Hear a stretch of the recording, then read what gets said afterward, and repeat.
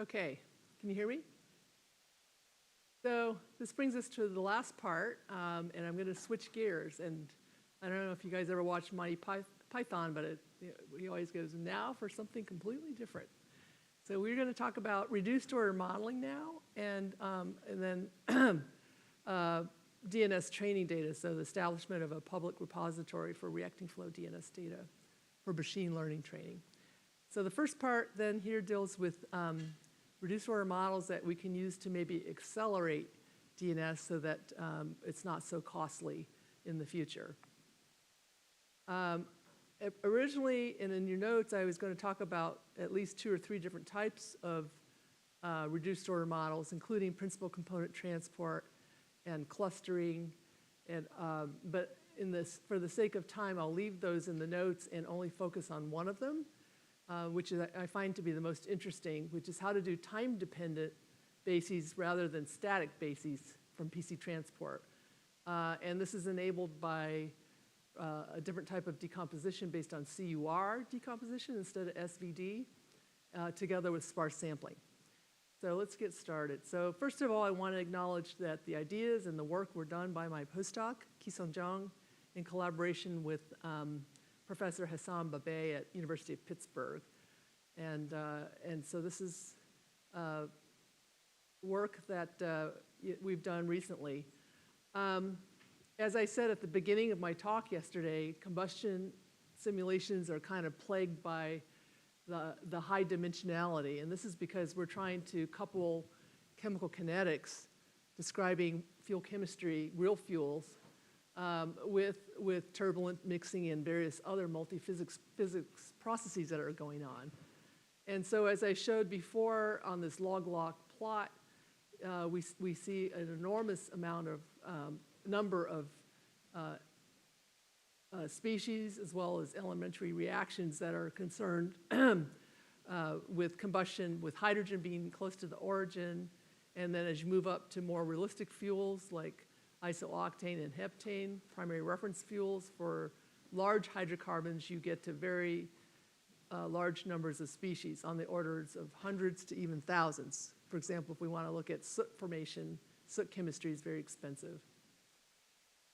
So this results in a very high-dimensional composition space in temperature and species mass fractions or concentrations. And so the idea here is to find a low-dimensional manifold in composition space, not physical space, that can be a surrogate for the full system dynamics of the reacting flow, to reduce the number of species transport equations that have to be solved, but still maintain the accuracy that you want in a DNS simulation. The notion is predicated on the fact that there are inherent correlations between species, which is the case in combustion. So the species are highly correlated. And it's also been a source of traditional paradigms for modeling, like with mixture fraction or progress variable and so on.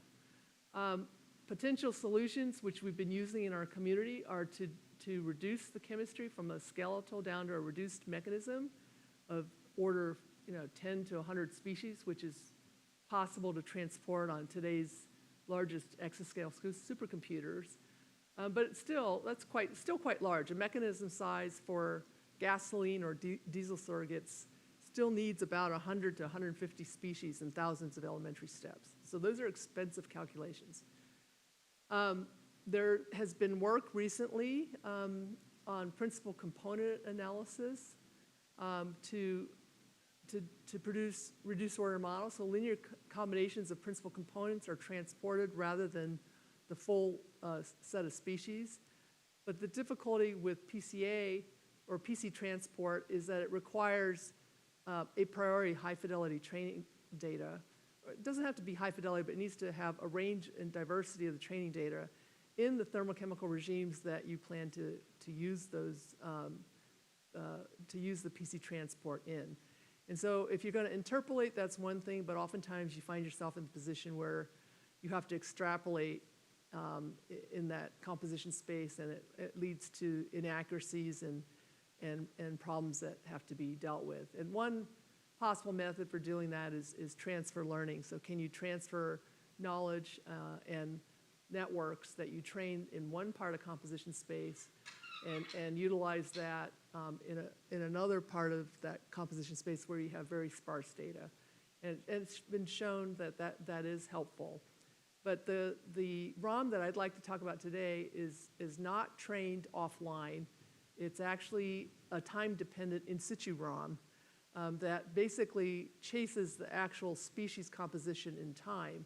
And so the bases actually is time varying, and there's no need for training data.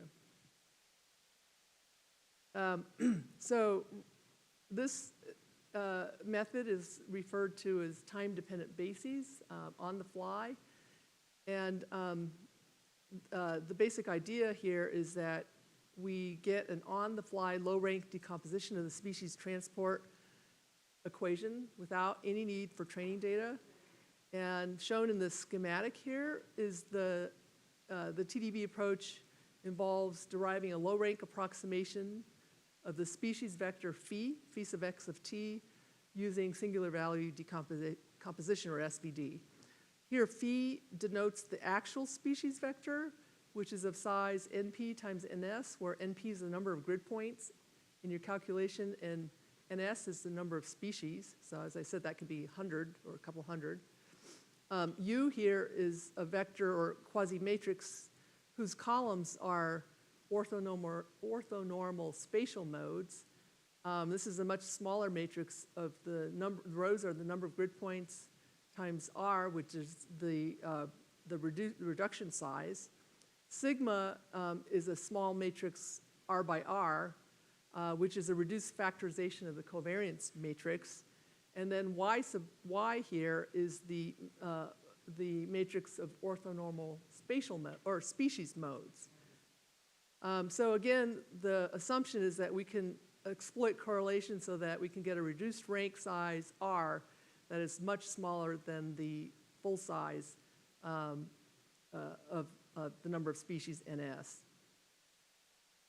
I'd like to emphasize that unlike the standard PCA approach, the main difference here is that all three components of this composition, U, sigma, and Y, are allowed to vary in time. The reduction then in this TDB method is achieved by extracting the instantaneous correlations that exist between different species on the fly that come directly from the species transport equation. And the use of TDB-based ROM then eliminates the need to store the entire species vector, and potentially it can scale linearly with respect to the data size and the low rank R without having to solve a huge convex large-scale optimization problem.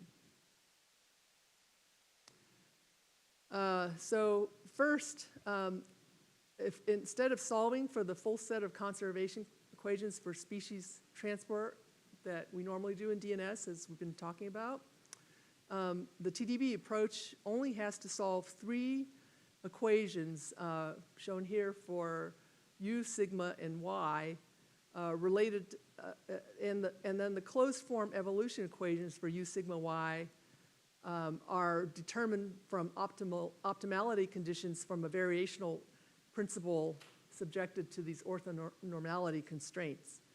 In other words, the variational principle tries to minimize the difference between the right-hand side evaluation of the species transport equation, so that's the time derivative of the species vector. It tries to minimize that difference between the right-hand side of the species transport equation and the time derivative of the low-rank TDB decomposition subjected to these orthonormality constraints for U and Y. And so the reduction closely approximates the singular value decomposition of the full dimensional DNS model. And so these transport equations for the spatial modes, most expensive is a partial differential equation, whereas the reduced order model and the species modes are just simple ordinary differential equations that you're solving. In this cartoon in the bottom right just kind of shows that these orthogonal projections basically mean that the spatial and species subspace chases the species transport instantaneous low-rank decomposition that sits in this nonlinear manifold. So let's try this out and see how it works. So this is just a very simple example of a hotspot that might exist in a multi-injection auto-ignitive diesel jet. So you can imagine a hotspot at 60 bar where you have both low temperature ignition kinetics and then subsequent high temperature ignition kinetics undergoing cool flame negative temperature coefficient regime ignition processes. So we set the mean temperature of this little 1D hotspot to 800 Kelvin, peak temperature of about 1100 Kelvin. In this case, the pressure was 50 bar and a very lean equivalence ratio of 0.4 for N-heptane air mixture with air. And so this is a 52 species N-heptane air mechanism. We did this calculation in S3D, and we used LAPACK for linear algebra operations. We had about a 2 micron size grid resolution, and we took 1 nanosecond time step sizes, which are restrictive at this high pressure. For this purposes of this study, we just assumed periodic boundary conditions at across the 2 millimeter size extent. So the results of this 1D hotspot ignition with TDB simulation, which is done in situ on the fly in our S3D DNS code. We assumed a reduced rank size of 30 variables of 30 species, which is roughly about 57% of the original detailed model. And we can see in this set of frames the DNS evolution as denoted by the solid lines. These is the evolution of the temperature field in the upper left corner, the oxidant air, or O2, in the top right, a marker of peroxy species as a marker of the low temperature ignition in the bottom left, and then the hydroxyl radical OH as a marker of high temperature ignition in the bottom right corner. And the different lines correspond to different times in that evolution of that one-dimensional hotspot, where we go from early times in pink, and then it goes from pink, yellow, green, purple to red as you progress in time from 0.2 milliseconds all the way to 1 millisecond. And you can see that that TDB, I should say that that TDB is depicted by the dotted lines, whereas the solid lines are the original DNS. And so you can see that TDB is able to capture the entire transient ignition process, including the low temperature ignition, and sequentially then the hot flame, the high temperature ignition, and then subsequently the hot flame propagation. But we do see a little bit of deviation between the dotted line and the solid line in the OH contours at latter times, about 0.8 milliseconds between the, when it transitions from high temperature ignition to high temperature flame propagation. There's a little bit of deviation and spuriousness associated with the TDB low rank approximation. But overall, the agreement is very good. So to assess the accuracy of TDB, we first compare the results against the reduction of the DNS data based on performing an instantaneous principal component analysis, or IPCA. And the IPCA components were computed in a data-driven manner by computing the singular value decomposition of the instantaneous covariance matrix from the full species matrix obtained from the DNS solution. So the figure here shows the time evolution of these singular values extracted from the DNS. These are represented by the open star symbols, and then by the TDB, that is singular values represented by the solid circles. And even though there's more than 10 singular values, I'm just plotting the 10 largest values for clarity here. And we're plotting this on a log scale versus time. And what we see is that the TDB actually does a very good job in capturing the first 10 largest singular values until about a time of 0.7, where you start to see the accuracy of TDB degrade as it no longer follows the DNS trends, where the starred symbols are the DNS and they start to deviate. Actually, about 0.8 is where you really start to see it evident. Since R, the rank size, is smaller than the full set of the full order model, the errors accumulate over time due to the lost interactions that happen between the TDB modes with the unresolved modes, because we're truncating it, right? And so this affects the modes that have smaller singular values, has a greater effect on the small singular values, and you start to see these spurious oscillations occur in the mass fractions at later times, as we saw on the last slide for the OH contour. But overall, it does a pretty good job. So that's where you start to see the deviation.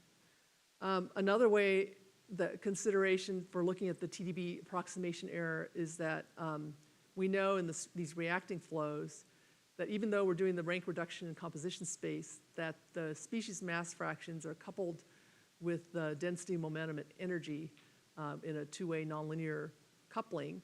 And so we want to get a measure of the error also for temperature, mass fraction, as well as pressure, computed using this expression here, which is an error, epsilon, that is the difference, the Frobenius norm of the difference between the full rank solution Y and this TDB reconstruction U sigma V transpose.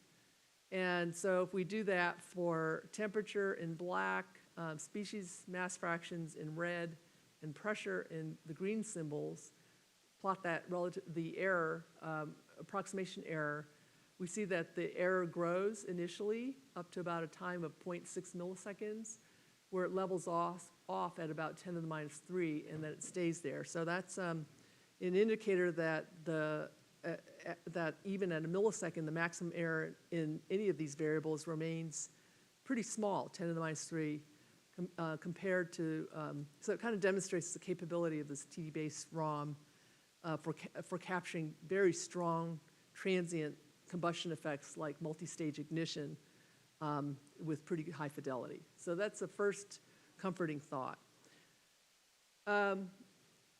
So the drawbacks, however, with TDB currently, or as presented, is the computational cost. So you can see from the equations that I presented for the right-hand side of the low-dimensional manifold, the U sigma Y, PDE, and ODE, so these three equations have terms in them. The right-hand side terms of this low-dimensional manifold have terms in them that require the right-hand side terms of the full order model to be evaluated, such as the reaction rate omega sub I, and the diffusive flux of the species J sub I.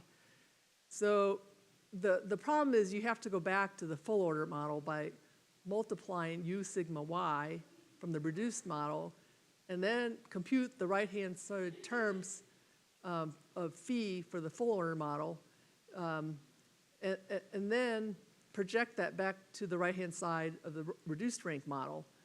And so we compute, and then compute the evolution of U sigma Y. So if you have to go back to the full order model, there's no computational advantage of doing this. You lost all your computational savings. The second problem with this TDB method is that there's terms in the U and sigma PDE and ODE equations in the reduced order model that involve taking the inverse of the reduced covariance matrix. So there's a sigma inverse term, I guess, in the U and the Y, the spatial and species evolution mode equations, and that causes could trigger ill conditioning to take that inverse. So to get around that problem and overcome some of these challenges with on-the-fly ROM, we are introducing a new on-the-fly ROM, which is called TDB-CUR, but with TDB with CUR decomposition rather than with SVD. So let's explain what CUR is here. So similar to SVD, CUR, as shown on the right, is also a low-rank matrix approximation algorithm that would decompose the original matrix phi, which includes the rows are the grid points, columns are the species of the original matrix, into three components, C, U, and R. So in SVD, on the left, shown on the left, the matrix U is really a collection of the singular vectors, defined as a linear combination of the columns of the original matrix. So even if the original matrix is simple and sparse, it's hard to interpret what U is. The definition of U is hard to interpret. And the right-hand side term of U is also not straightforward, as I showed previously in the previous slide. For CUR, in comparison, the two major components, C and R, of CUR are nothing but the R number of columns, the reduced rank size number of columns, and the rows. So columns are the species mass fractions, and rows are the grid points of the original matrix. And so it's much more interpretable. And so if we're interested in computing the right-hand side of C and R, it's also very straightforward to compute. So we're going to update CU and R, and we can expect that we can get big savings, computational savings, because it's equivalent to saying that we might only update a subset of the matrix phi, and we're going to do that using sampling methods. So Hassam Babay and his student, whose photo is shown here, Mike Danello, recently performed the first CUR-based TDB, which shows excellent accuracy, as shown in the two left figures, for this simple 1D Burger's equation. And it also shows, it's not just a standard Burger's equation where the columns, but it's a stochastic Burger's equation. So you can think of it as Monte Carlo trying to do UQ with a large ensemble of runs. So where the columns here would be the number of samples. So if you're going to do UQ, that might be millions, right? And so they find they get really good accuracy for the first two spatial modes in time, going in the rows for U1 and U2. And then these dots here represent the locations where they do sparse sampling, and they're, which I'm going to talk about in a moment. As far as the scaling of this method, it shows excellent performance, as shown by the CPU time plotted on a log scale versus the size of the problem, n times s. And the original full order model has this quadratic scaling, whereas the TDB CUR ROM has a linear scaling that's the sum of n plus s, that scales with linearly with the size of the matrix size n plus s, of order n plus s. So now let's talk about the TDB CUR algorithm. It's, as I said before, based on the time-discrete variational principle.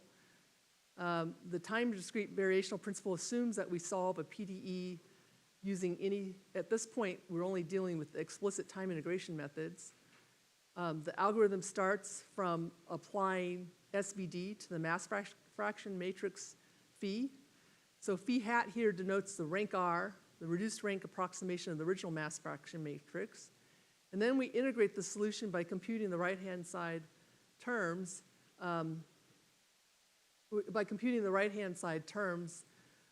phi hat, and then the updated mass fraction data set phi sub k plus 1 tilde is not a full order model solution because the right-hand side is computed using the low rank state.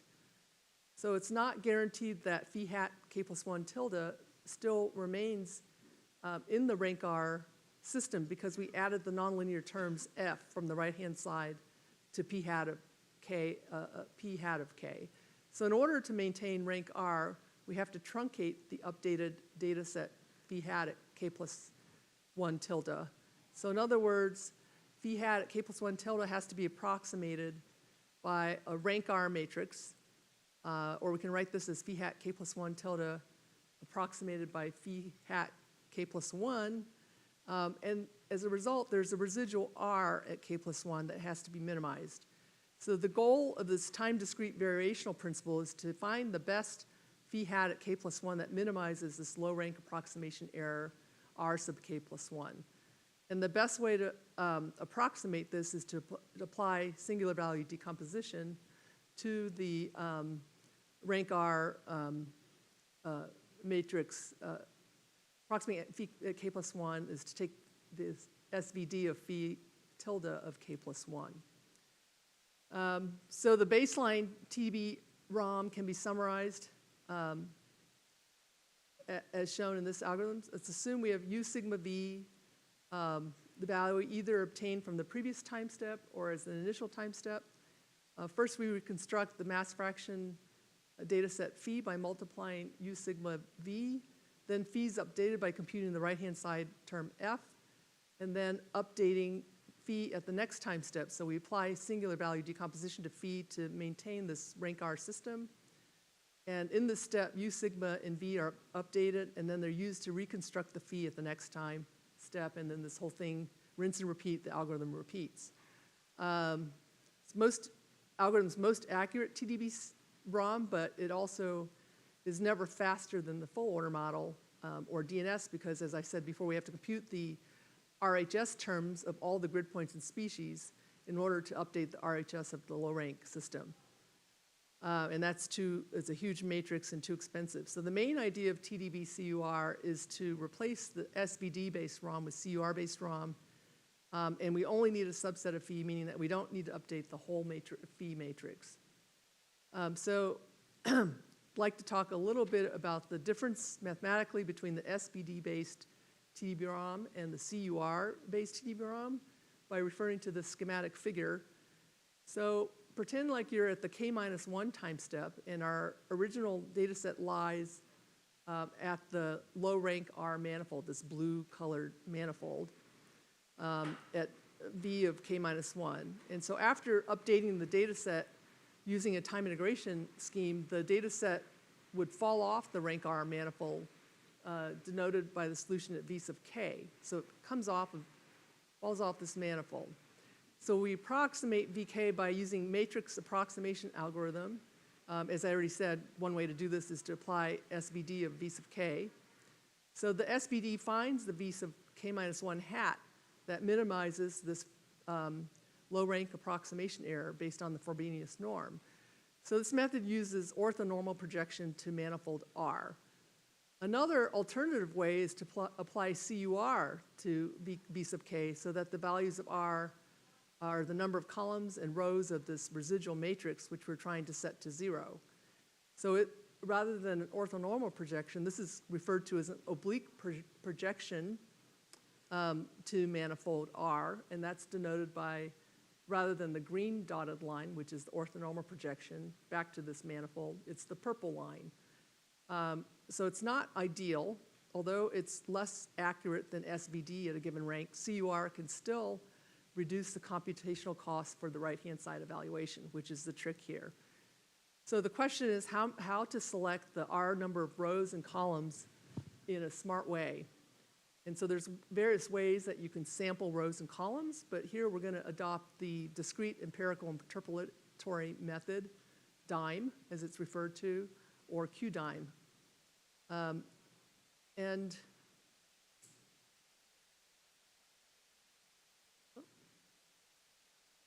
So DIME is an interpolation method that can reduce the dimensionality of the system. So let's say we have a original n-dimensional data set U. And so our goal here is to sample R number of points in U, which we're referring to as U tilde, so that the residual between U tilde and U is minimized. So here, P is called the measurement matrix, and its size is R by N. The measurement matrix is nothing more than, it contains only ones and zeros. So each row contains only one unity component. For example, P in this example here looks like this. We're going to have to sample and the first, third, and n- rows of U, where you have unity, entry of unity in that measurement matrix. And the main goal of this interpolation method is to find the measurement matrix P that minimizes the residual between U tilde and U. And so there's no really unique way to construct this optimal P matrix, but it's known that DIME is one of the simpler but effective interpolation methods. So the algorithm is pretty short. It's presented here in only 8 lines. It's basically loops over each column of the matrices, and it finds the index where the residual vector is maximum, and then it sets, and then it, as shown in this example on the right, by computing DIME over 4 different columns. I'd like to skip the details of the DIME algorithm due to limited time that we have here, but you can refer to this paper on the bottom left corner to look into more of the details of this method. So let's summarize in this TDB-CUR algorithm. So DIME first starts with U sigma V at the previous time step, and then the output of the algorithm is to update U sigma V. That's the overarching goal. So first, we determine the R number of grid points and R number of species that we're going to sample by applying DIME to U and V matrices. Then we can sample more than the R number of grid points. So we do a little bit of oversampling, which is effective to get greater accuracy, especially if you sample. You might need to sample more points in different locations. Then we are going to use we compute the right-hand side of only the sampled rows and columns, not all the grid points. And that's where we can save computational cost. So as we update the mass fraction matrix only for the selected rows and columns, then after time integration, we compute the Z matrix, and then we update U sigma B. And so these steps are part of an oblique projection method, which are equivalent to a CUR decomposition step. And then basically we repeat the simulation steps. So now I'm going to show you some results from the TDB-CUR ROM. And we'll start with the toy problem, which is just a 1D laminar flame propagation for a methane air mixture at 1 atmosphere. And we're using the GRI mechanism 3.0, which has 52 species. Equivalence ratio of 1. This is all done, as I said, in the S3D solver. And our time step size is 5 nanoseconds. And as we use this GR mech, the rank size, full rank size then of the full order model is 52, excluding nitrogen. So this is what happens when we do this TDB-ROM, which is, we tried different rank sizes, 20, 30, and 40, as shown by the red, green, and red, pink dots, dotted lines, and the DNS is shown by the open symbols. But you can see virtually no difference between the full order model and this time-varying TDB rank for this 1D premixed flame. And then as before, I'm showing you the singular values for different numbers of rank sizes, 20, 30, and 40, compared with for the first 10 modes, comparing the TDB-CUR solution and the DNS. And again, we get extraordinarily good agreement. What I'm plotting here on the left in these animations are not only the major species and temperature, but also a lot of the minor species and the number of the number of active elementary reactions as this simulation proceeds. So we thought we were done with this, but then when we started to look at the computational speedup, we broke it down into the major components of this TDB-CUR ROM algorithm. The total cost savings was only about a factor of 2 to 2.5 times for this ROM compared to the full order DNS model, which is shown by the dotted horizontal line. So this is the wall clock time for a local grid size of, as shown here. And so the largest cost of the evaluations are with respect to diffusion and reaction, and then the dime sampling is negligible, the cost. This algorithm also, I think we scaled this up on CPUs first, and we see that the wall clock time remains flat out to over 250 CPU processors. More recently, we've ported this TDB-CUR ROM over to GPUs on Frontier, and we're in the process of scaling that up as well, up to thousands of GPU nodes, so that we can really take advantage of the ROM. But like I said, we have a problem here that doing all of this is only going to gain us a factor of about 2, which is not very much.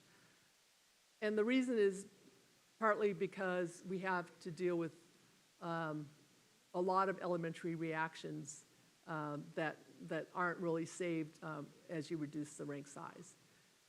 Now, here's another example. So we went from 1D, and now we're looking at 2D.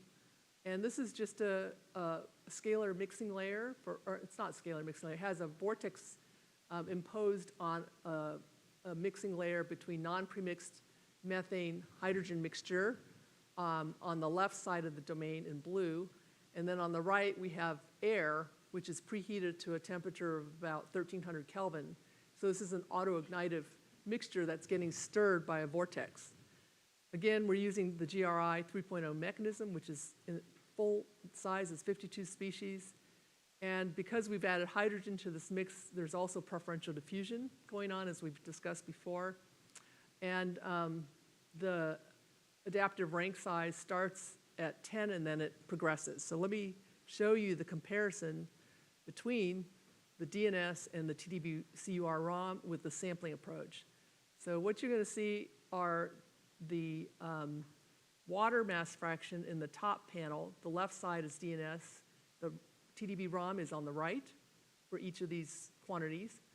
The methoxy radical, which is a minor species, on the bottom left two panels, bottom left. In the upper right is the H atom, which is a minor species radical, and on the bottom right is the O atom. So they're very hard to reproduce. And then the little white dots are the sampling points that are time varying. So let me show you as this, again, as this thing is igniting. Whoops. You can see it.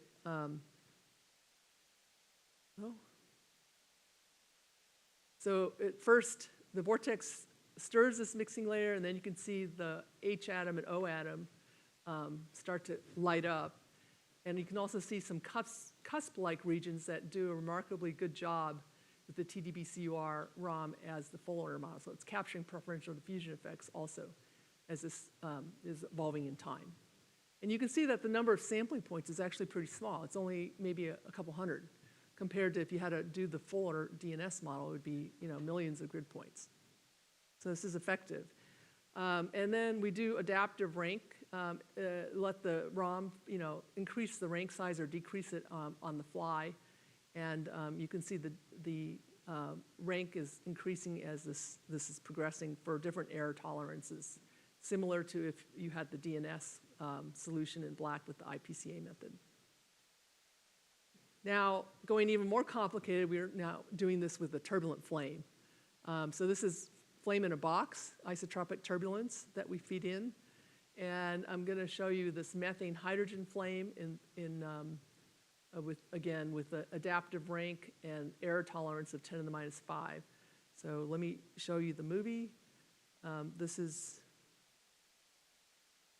showing formaldehyde mass fraction in the upper two panels, TDB-CUR on the left, DNS on the right, and in the bottom is OH. And again, the sampling points are shown by the white white circles. And so you can see really good agreement from the animation of the flame evolution between the TDB-CUR ROM and the DNS. And more accurately, quantitatively, if we take a look at some of the statistics, the Favre mean averages, as well as the RMS fluctuations of velocity, streamwise velocity in the upper row, water mass fraction in the middle row, and OH in the bottom row, where the symbols are the DNS, and the red solid line is the TDB-CUR. The Fabre means are on the left column, RMSs are on the right column. And you can see very, very good agreement at early times, later times, and even later times. They're spot on for the two moments. Again, we let the rank evolve in time. We compared singular values for TDB-CUROM with the full order model and for the first top 10 singular values, and the agreement is really good. So then this brings me back to how do we speed this up so we get greater than a factor of 2 savings in computational cost. The source of the problem is that we need to mitigate the chemical stiffness that occurs in these combustion systems. And we find that in TDB-CUR, the stiffness is equal to what you get from DNS. So you don't gain anything in the time step, the size of your time step, or the size of your grid mesh by using this reduced order model. So the speed up, as you saw, was pretty marginal. And we find that the stiffness of the ROM comes from 2 different sources. The first source of it is when you do row sampling, the green horizontal lines in this decomposition. We find that the right-hand side evaluation of these selected grid points, these green lines are different grid points, we have to compute the right-hand side of all species. And so, unfortunately, some of the fast species are included in the row sampling. The second problem is when you do column sampling, which are the species columns, or when we compute the right-hand side of selected species at all grid points, there's no guarantee that the fast species are not included in the column sampling, since this is a purely data-driven method. So we could, select fast species in the column sampling. So how do we get around this problem? First, we want to verify that we get the same amount of chemical stiffness from TDB-CUR as we do from DNS. And so we did the 1D ignition test case, again with this methane hydrogen versus air in a mixing layer. Well, it's not, it's just a 1D problem. And what we see is the DNS on the left for various minor species and TDB-CUR on the right.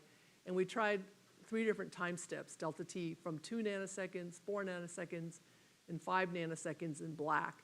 And what we see is both DNS and TDB-CUR diverge when you increase the time step larger than 5 nanoseconds. You can see that at very early times that there's this black spike in the profiles that doesn't exist when you have take smaller time steps.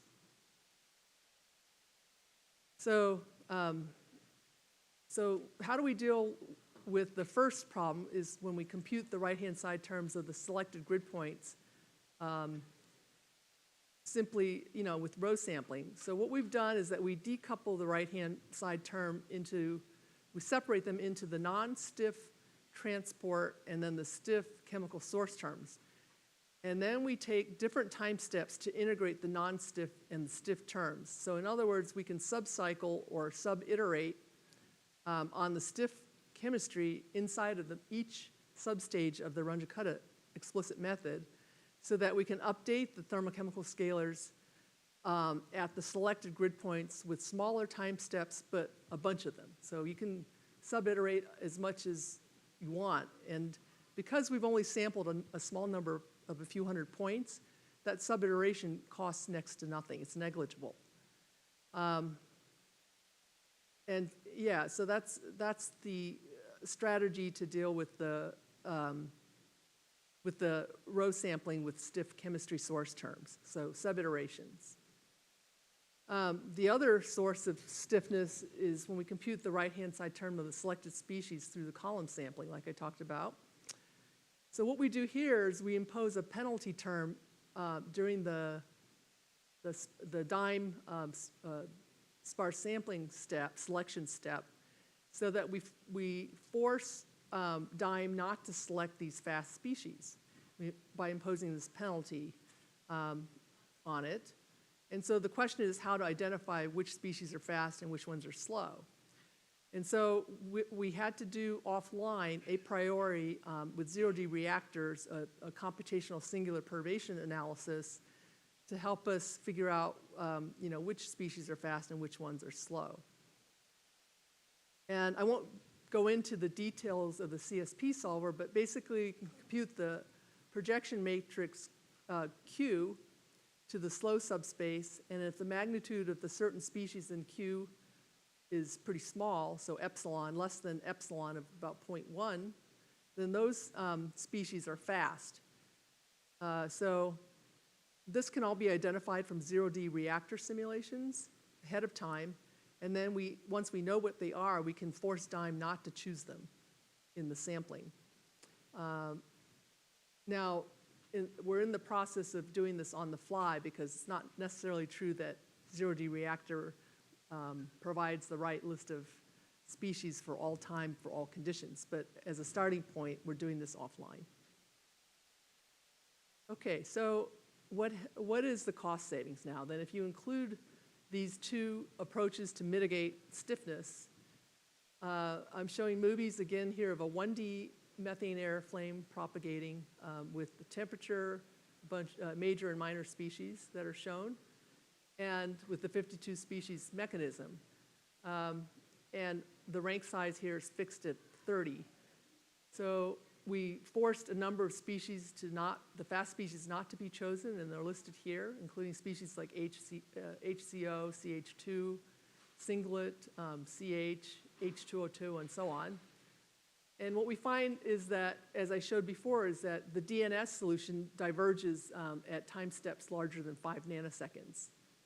On the other hand, if we do sub-iterations for the stiff terms, let's say we did subcycled 10 times or 25 times, the cost of the TDB-CUR ROM is now, the time step that it can take is 20 nanoseconds or 50 nanoseconds, as opposed to 5 nanoseconds. So you've opened up your time stepping a lot by doing this sub-iteration.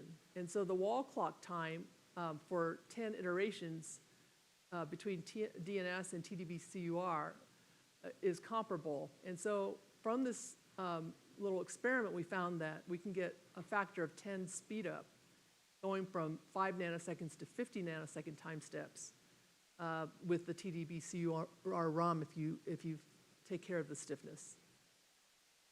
Does this work in 3D turbulent flames? Yes, it does. So we did a 3D simulation again of this methane hydrogen flame with isotropic turbulence. And TDB-CUR is shown on the left with sparse sampling. And we're able to take 40 nanosecond time steps by this method, whereas we could only take 5 nanosecond time steps, as I discussed before, with the DNS. And so we get a factor of about 8x speed up using TDB-CUR ROM while reproducing all of the statistics as well for the Farmer mean averages and RMS quantities.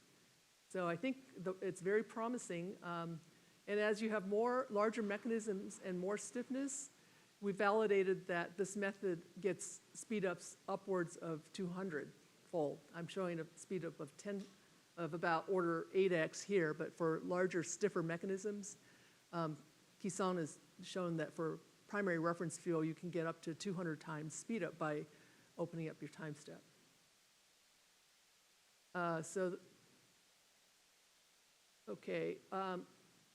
So to summarize then for this part of the talk, I'd say we've, in TDB, the low dimensional manifold evolves in time, so it takes care of any intermittencies or transient effects, and so you can get on-the-fly low-rate approximation of the variables. We don't need training data for this method and any a priori training process. By going to a CUR matrix approximation, we can look at the data set is approximated by a combination of the R number of rows and column entries. And since we're only solving for a subset of the right-hand side terms in the transfer equations through this sampling methods, we can save on flops and mitigate stiffness for these nonlinear systems. The method DIME is very useful to help us with the sampling, and we've applied TDB-CUR to very high dimensional, as I said, PRF with 100 species in both laminar as well as turbulent combustion systems, demonstrating speedups between 10 and 220. So while we get enormous speed up from hardware, increasing hardware in Moore's law, we also get speed up through these ROMs. And so maybe the combination of the two will allow us to tackle more realistic parameter spaces and larger parametric studies and ensembles of simulations. So this brings me to the last topic, which is a public repository for reacting flow DNS data for machine learning and training for some of the other ROMs that are data-driven ROMs. And so recently, Wai-Tong Chung and Matthias Ehm at Stanford and us have established this network called BlastNet. We know that in many fields outside of combustion, there's massive and diverse data sets that are available that have that help ensure good accuracy and good generalizability.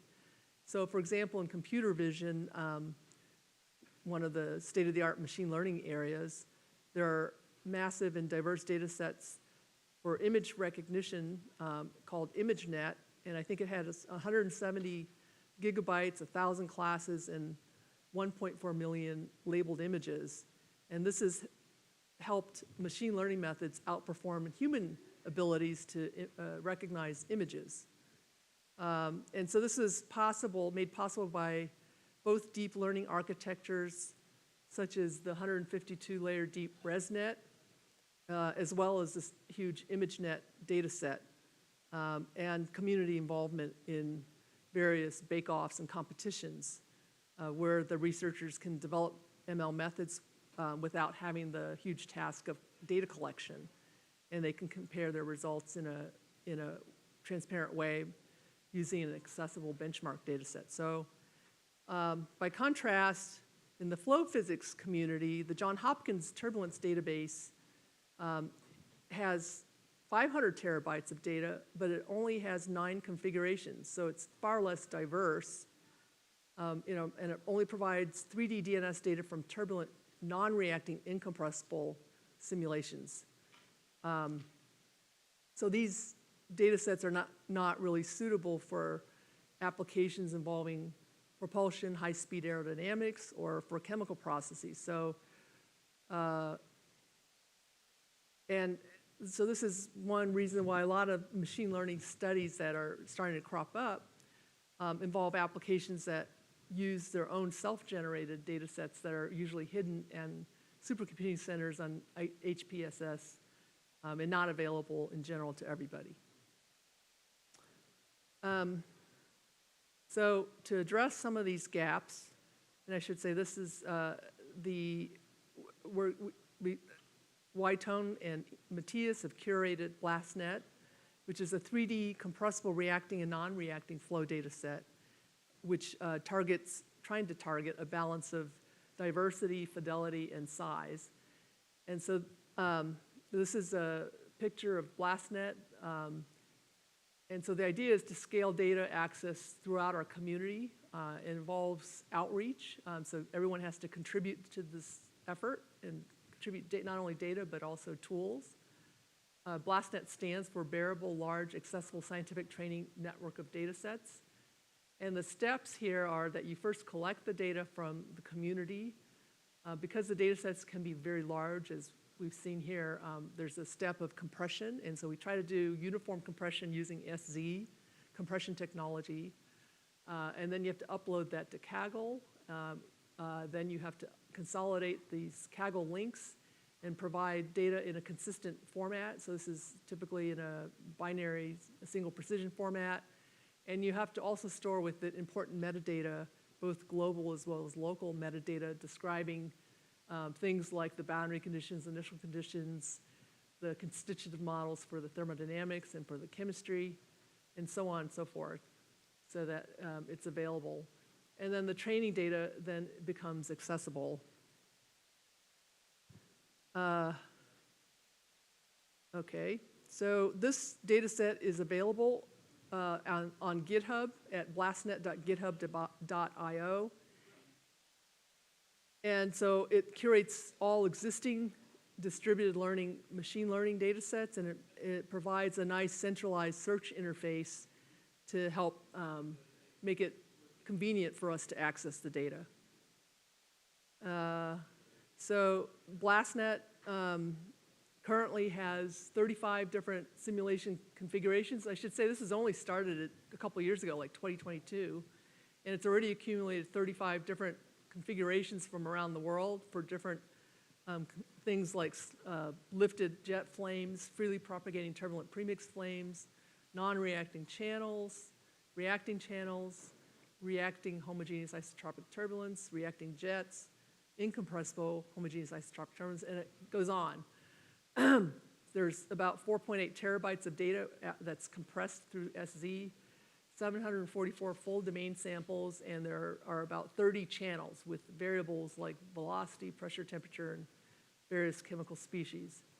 And this data has been contributed by a number of groups, and when you contribute, you get to have your data assigned a DOI, and then we issue a new version of BlastNet acknowledging the authors that contribute data. As I already said, we use a consistent format, FP32 binary, and then JSON format for storing the metadata, accessible in Kaggle, and then there's a host discussion forum for user support and community feedback. And you can find tutorials and some of the code available here at this address on GitHub.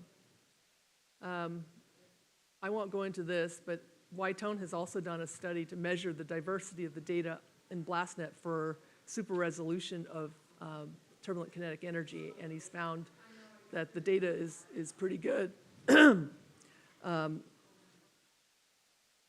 Compared, when he does super resolution models using this benchmark data, he gets very good results when you compare it with an image-based metric called structural simulation image metric, and it captures the fine-scale turbulence structures at 8 times the super resolution. And so this BlastNet 2 can provide a rich resource for helping us to evaluate models for both scientific as well as engineering turbulent reacting flows. And I don't want to go any further except to put the GitHub address here and some of the growing list of authors that are contributing. It does follow the FAIR principle for data, which means that the data has to be findable, accessible, reproducible, and interoperable. And I think we're hoping that this community will grow to involve a lot of you guys here and in the future, and that we'll all have access to this data. So let me stop and acknowledge all the people that contributed to this work. So I'd like to acknowledge the Peli Combustion team that was part of the Exascale computing project from multiple labs, Mark Day from NREL, Ramanan Sankara from Oak Ridge and his Wenjin Gi, and our Sandia team, the S3D Legion Regent team, which is my group at Sandia, together with Legion and Regent, the computer scientist team at Stanford SLAC, led by Alex Aiken, and then the ammonia hydrogen work that was done in collaboration at Sandia and Syntef, and also at Bangalore, and the SAF combustion work at Sandia with Bruno Soriano, reduced order modeling and surrogate DNS work between University of Pittsburgh and Sandia folks, and principal component transport, which I didn't talk about today, was done in collaboration with Tarek Acheki and his student Anuj Kumar. BlastNet work is done with Stanford, as I've already mentioned, and this is a lot of this work was done with DOE sponsorship from the Office of Science, Basic Energy Sciences, as well as from the Advanced Scientific Computing Research Office, and from more recently from the Vehicle Technologies SAF program. So I'd like to thank all of you guys for sticking with me this last couple of days and open it up to questions. Thank you.